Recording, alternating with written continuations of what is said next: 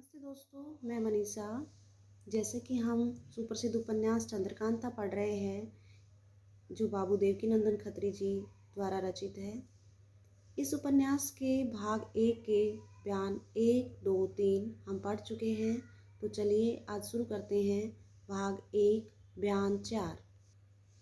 तेज सिंह वीरेंद्र सिंह से रुखसत होकर विजयगढ़ पहुंचे और चंद्रकांता से मिलने की कोशिश करने लगे, मगर कोई तरकीब न बैठी क्योंकि पहरे वाले बड़ी होशियारी से पहरा दे रहे थे। आखिर सोचने लगे कि क्या करना चाहिए।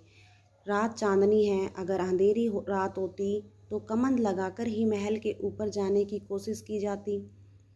आखिर तेज सिंह एकांत में गए और वहां अपनी सूरत एक चौबदार की सी बना महल की ड्योढ़ी पर पहुंचे। देखा कि बहुत से चौबदार और प्यादे बैठे वहां पहरा दे रहे हैं। एक चौबदार से बोले, यार हम भी महाराज के नौकर हैं। आज 4 महीने से महाराज को हमको अपनी अर्देली में नौकर रखा है। इस वक्त छुट्टी थी, चांदनी रात का मज़ा देखते टहलते इस तरफ आ निकले। तुम लोगों को तम्बाकू पीते देख जी में आया कि चलो 2 फूंक हम भी लगा लें। अफीम खाने वालों को तम्बाकू की महक जैसी मालूम होती है, आप लोग भी जानते ही होंगे। हाँ हाँ, आइए बैठिए, तम्बाकू पीजिए, कहकर चौबदार और प्यादों ने हुक्का तेज सिंह के आगे रखा।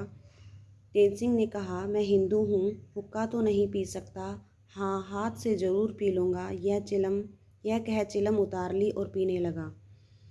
उन्होंने 2 फूंक तम्बाकू के नहीं पिए थे कि खांसना शुरू किया। इतना खांसा कि थोड़ा सा पानी भी मुंह से निकाल दिया और तब कहा, मियाँ तुम लोग अजब कड़वा तम्बाकू पीते हो। मैं तो हमेशा सरकारी तम्बाकू पीता हूँ। महाराज के हुक्का बरदार से दोस्ती हो गई है, अब बराबर महाराज के पीने वाले तम्बाकू में से मुझको दिया करता है।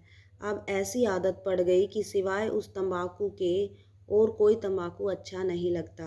इतना कह चौबदार बने हुए तेज सिंह ने अपने बटुए में से एक चिलम तम्बाकू निकाल कर दिया और कहा, तुम लोग भी पीकर देख लो कि कैसा तम्बाकू है। भला चौबदारों ने महाराज के पीने का तम्बाकू कभी काहे को पिया होगा। झट से हाथ फैला दिया और कहा, लाओ भाई, हम तुम्हारी बदौलत हम भी सरकारी तम्बाकू पी लेंगे। तुम बड़े किस्मतवार हो कि महाराज के साथ रहते हो, तुम तो खूब चैन करते होंगे। उन्होंने नकली चौबदार तेज सिंह के हाथ से तम्बाकू ले लिया और खूब दोहरा जमाकर तेज सिंह के सामने लाए। तेज सिंह ने कहा, तुम सुलगाओ, फिर मैं भी ले लूँगा। अब हुक्का गुड़गुड़ाने लगा और साथ ही गप भी उड़ने लगी।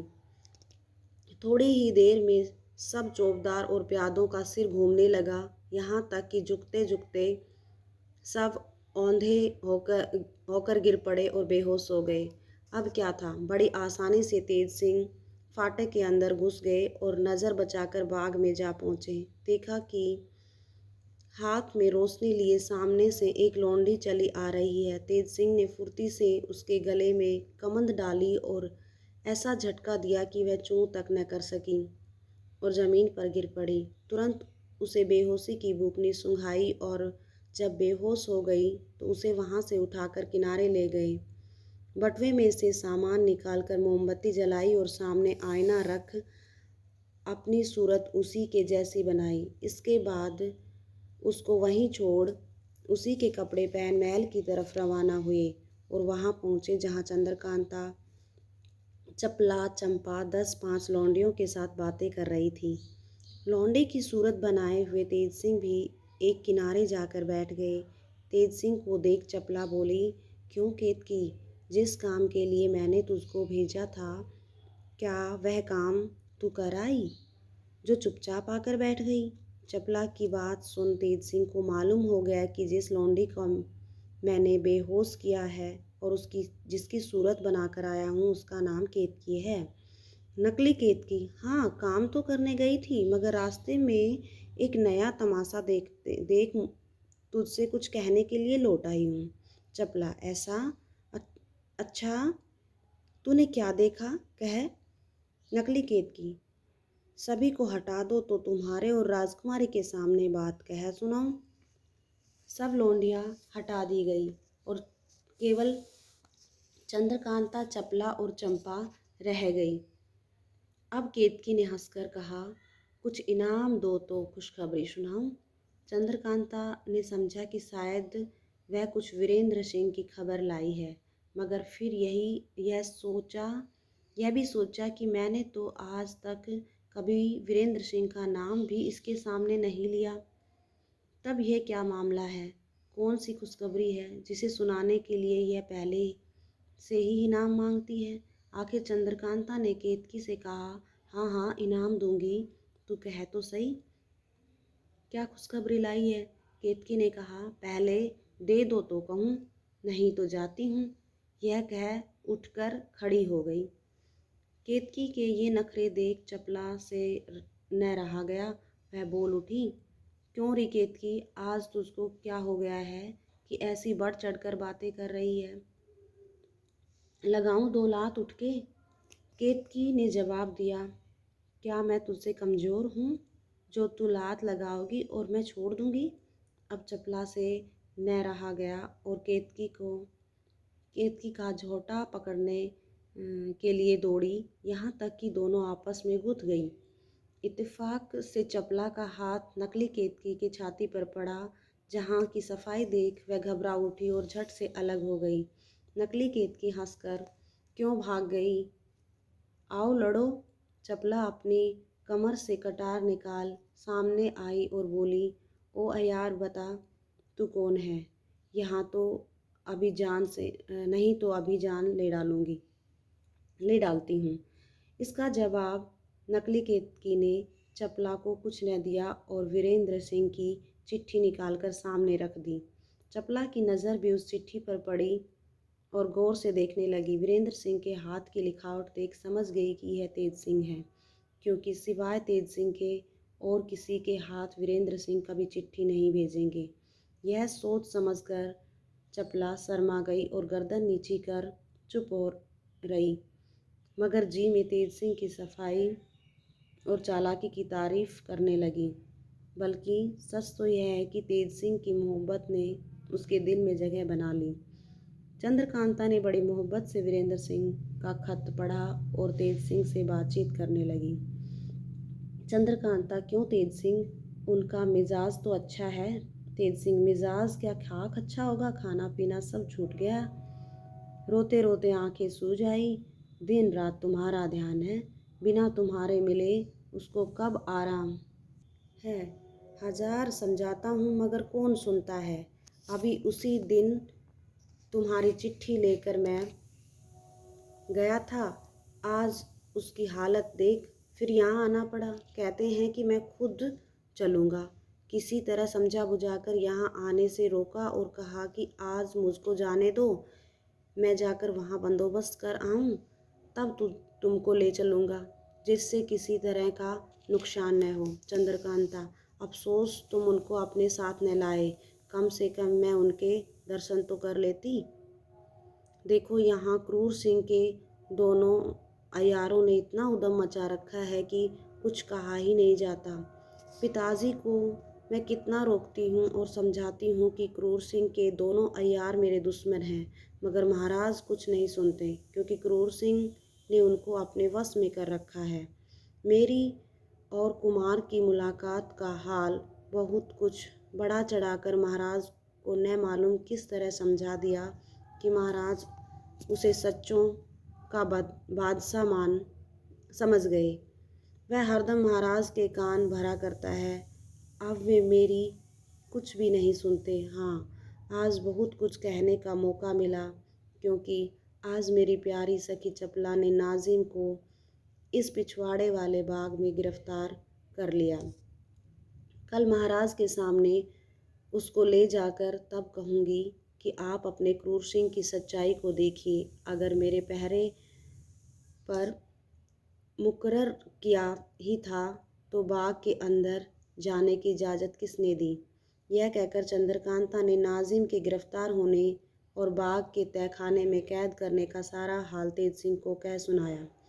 तेज सिंह चपला की चालाकी सुनकर हैरान रह गए और मन ही मन उससे प्यार करने लगे। पर कुछ सोचने के बाद बोले, चपला ने चालाकी तो खूब की मगर धोखा खा गई।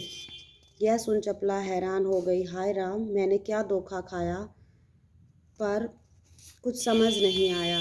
आखिर न रह गया, तेज सिंह से पूछा, जल्दी बताओ मैंने क्या धोखा खाया? तेज सिंह ने कहा, क्या तुम इस बात को नहीं जानती कि नाजिम बाग में पहुंचा तो अहमद भी जरूर आया होगा? फिर बाग ही में नाजिम को क्यों छोड़ दिया? तुमको मुनासिब था कि जब उसको गिरफ्तार किया ही था तो महल में लाकर कैद करती या उसी वक्त महाराज के पास भिजवा देती। अब जरूर अहमद नाजिम को छुड़ा ले गया होगा।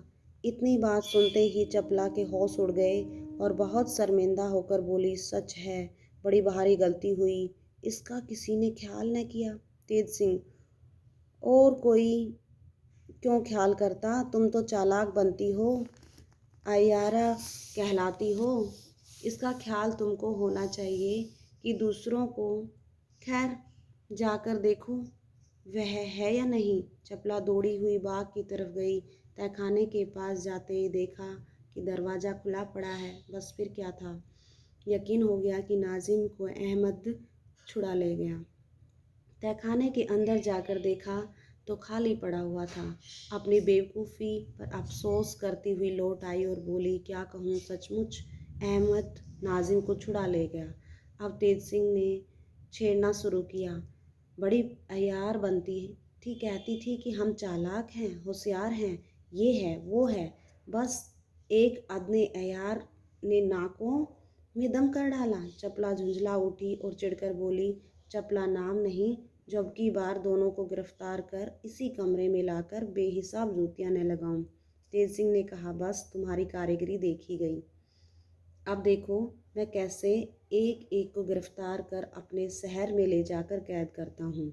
इसके बाद तेज सिंह ने अपने आने का पूरा हाल चंद्रकांता और चपला से कह सुनाया और यह भी बतला दिया कि फलां जगह पर मैं केतकी को बेहोश करके डाल आया हूँ, तुम जाकर उसे उठा लाना। उसके कपड़े मैं न दूंगा क्योंकि इसी सूरत से बाहर चला जाता हूँ। देखो, सिवाय तुम तीनों को यह हाल और किसी को न मालूम हो, नहीं तो सब काम बिगड़ जाएगा। चंद्रकांता तेज सिंह से ताकीद की, दूसरे तीसरे दिन तुम जरूर यहाँ आया करो, तुम्हारे आने से हिम्मत बनी रहती है। बहुत अच्छा, मैं ऐसा ही करूँगा, कहकर तेज सिंह चलने को तैयार हुए। चंद्रकांता उन्हें जाते देख रोककर बोली, क्यों तेज सिंह, क्या मेरी किस्मत में कुमार की मुलाकात नहीं बदा है? इतना कहते ही उसका गला भर आया और वह फूट फूट कर रोने लगी। तेज सिंह ने बहुत समझाया और कहा कि देखो, यह सब बखेड़ा इसी वास्ते किया जा रहा है जिससे तुम्हारी उनसे हमेशा के लिए मुलाकात हो। अगर तुम ही घबरा जाओगे तो कैसे काम चलेगा। बहुत अच्छी तरह समझा बुझाकर चंद्रकांता को चुप कराया। तब वहाँ से रवाना हो केतकी की सूरत में दरवाजे पर आए। देखा तो दो चार प्यादे होश में आए हैं, बाकी चित पड़े हैं। कोई औंधा पड़ा है, कोई उठा तो है मगर फिर झुका ही जाता है। नकली केतकी ने झपट कर दरबानों को कहा, तुम लोग पहरा देते हो या ज़मीन सूंघते हो? इतनी अफीम क्यों खाते हो कि आंखें नहीं खुलती और सोते हो तो मुर्दों से बाजी लगाकर? देखो, मैं बड़ी रानी से कहकर तुम्हारी क्या दशा कराती हूँ। जो चौबदार होश में आ चुके थे केतकी की बात सुनकर सन्न रह गए और लगे खुशामद करने। देखो केतकी, माफ़ करो, आज एक नालायक सरकारी चौबदार ने आकर धोखा देकर ऐसा जहरीला तम्बाकू पिला दिया कि हम लोगों की यह हालत हो गई। उस पाजी ने तो जान से मारना चाहा था, अल्लाह ने बचा लिया, नहीं तो मारने में क्या कसर छोड़ी थी। देखो, रोज़ तो ऐसा नहीं होता था, आज धोखा खा गए हम, हाथ जोड़ते हैं। अब कभी ऐसा धोखा, ऐसा देखो तो जो चाहे सजा देना। नकली केतकी ने कहा, अच्छा, आज तो छोड़ देती हूँ मगर खबरदार, जो फिर कभी ऐसा हुआ। यह कहते हुए तेज सिंह बाहर निकल आए। डर के मारे किसी ने यह भी न पूछा कि केतकी तू कहाँ जा रही है। धन्यवाद दोस्तों।